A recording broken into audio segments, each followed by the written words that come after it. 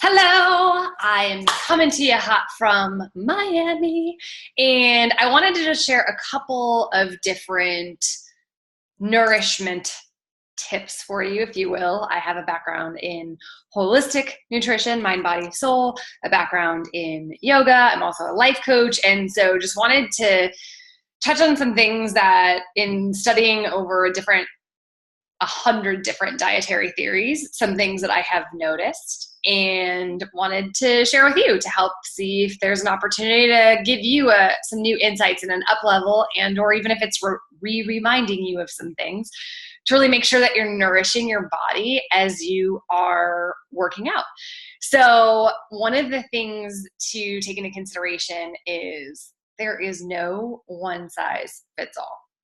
And I see this all the time where in the nutrition realm, what one person can absolutely, beyond a shadow of a doubt, prove to be 1,000,000% scientifically true with one body, which is why you could have a book about it, a program about it, etc., and it works and it gets results for someone, is the reason then that on the other end, there's another person who has a complete opposing strategy, a complete opposing diet, that can absolutely prove beyond a shadow of a doubt that it absolutely works for this camp over here.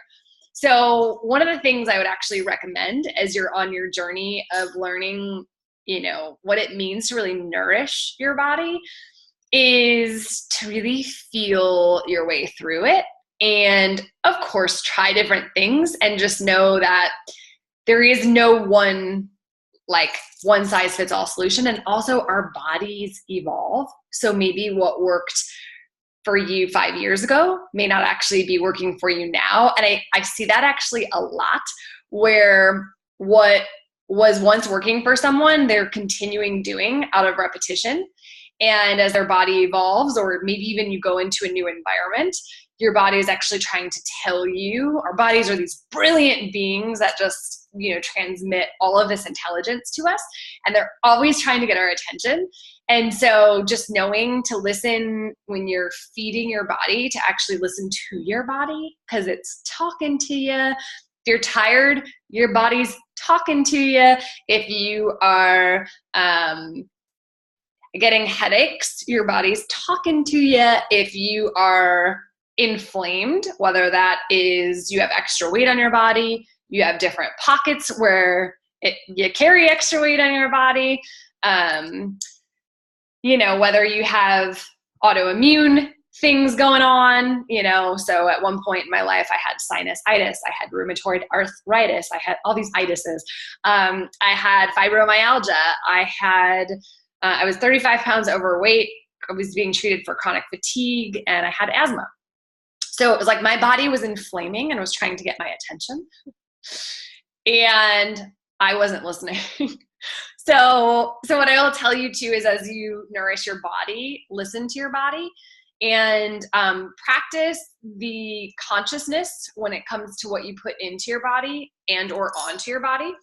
So I used to get hives all the time too, until I switched over to using organic stuff, and it really helped with my skin. So just really getting more conscious about what you're putting into your body and what you're putting on to your body. And when you do that, just feel how it feels. So really thinking about, how I started my journey too is I would log.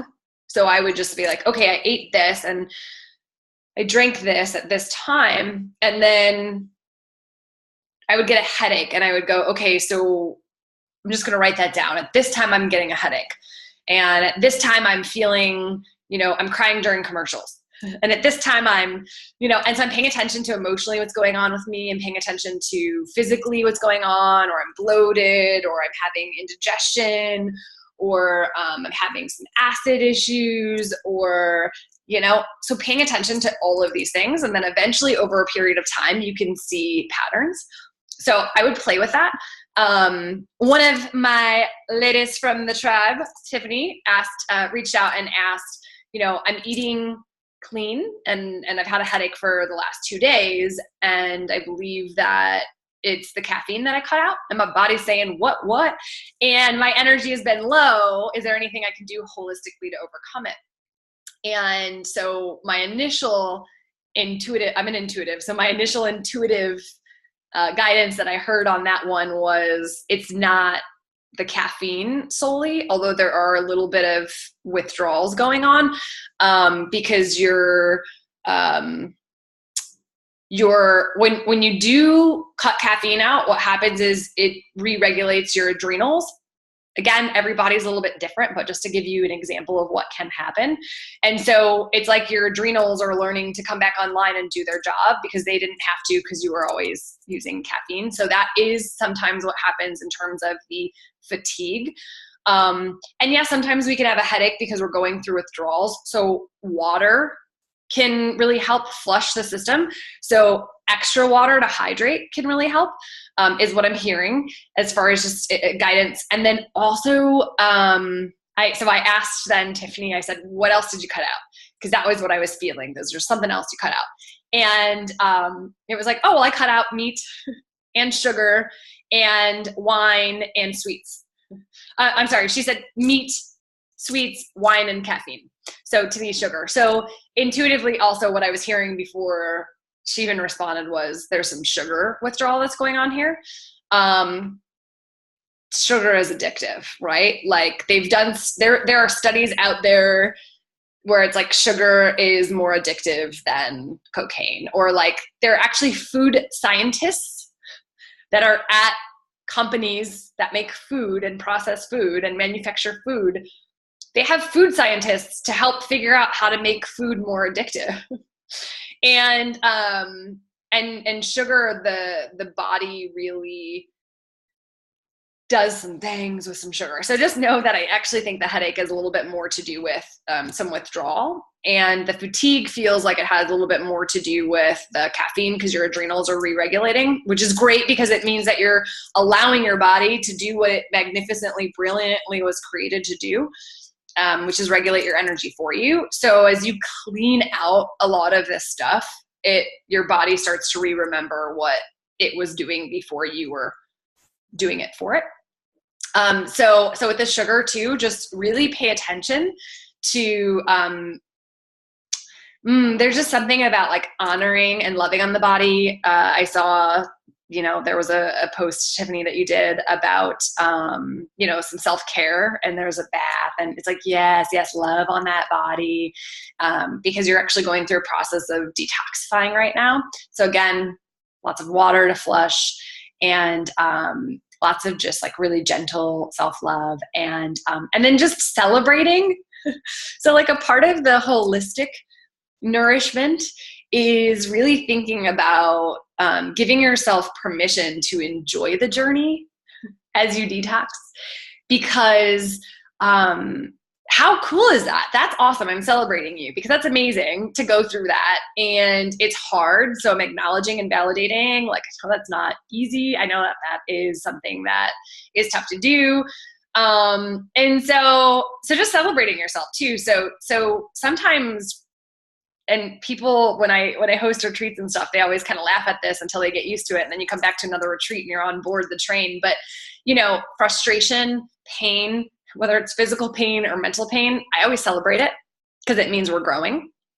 And so just when you feel that headache coming on, it's like, yes, I am detoxing, right? So just knowing that there is some detoxing going on. And the fatigue, it's like, yes, my adrenals are coming back online. So like, yes, my body is getting back to its normal environmental state to be able to do what it's intended to do and function, to just kick some major butt and be energetic as all can be, which, as you like, I try to slow myself down because of how much energy I have, but it's because I've learned how to really nourish the body, the mind, and the soul. And I have found through trial and error what my body loves. And what's also really interesting is I've noticed, so I just recently moved to Miami, bienvenido a Miami, and my body wants something different in Florida than it did when I was in Chicago, of course, right? And so I'm eating less here, even, I'm noticing, or I have less hunger here. So I'm actually starting to, I didn't realize this, but my when I was in Chicago and I would work out, I wasn't really getting sore at all after workouts. And I was getting really sore down here. I took my dog for a run, and then I would do like an MMA program and stuff that I would do when I was in Chicago, same exact thing. And but like my body was feeling different. So I was tuned in and I was listening to my body. And what I noticed was when I gave myself permission to really explore and get curious about what was going on, like being a detective of your own self and really just being like, what is this? Curiosity is such a superpower. When I started to do that, I started to realize like, oh, I'm eating less here. I wasn't consciously doing it. It was just my body is craving less food here than it was in Chicago. Again, it makes sense. It's cold, I'm tiny already. So it's like my body kind of wants to fatten me up a little bit when I'm in Chicago so that I can stay a little bit warmer, like give me some good fats, right? Like I was craving lots of, avocados when I was in Chicago and peanut butter and I was eating all these really yummy soups that were lentils. And so I realized that, I needed to create a little bit more balance. My body was asking for more food and more protein.